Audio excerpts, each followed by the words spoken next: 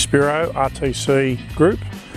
We do transport, excavation and civil contracts. Newcastle based, as well as South Australia and Tasmania.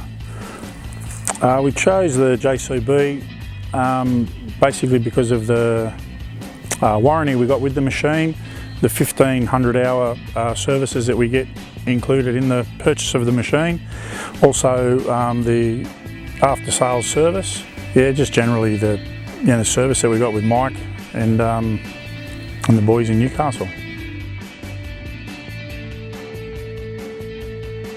I like the speed, how quick it is, how balanced it is. I like that it's a very heavy 22 tonne machine.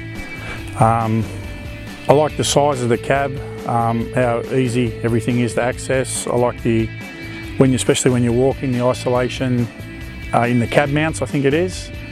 And just a few of the options that we got with it, the scales. We've recently picked up a 60,000 tonne excavation in honeysuckle, and basically we get paid per tonne, so that's why we went with the scales. Yeah, so at the end of the day we can print a docket and get paid for what we've dug.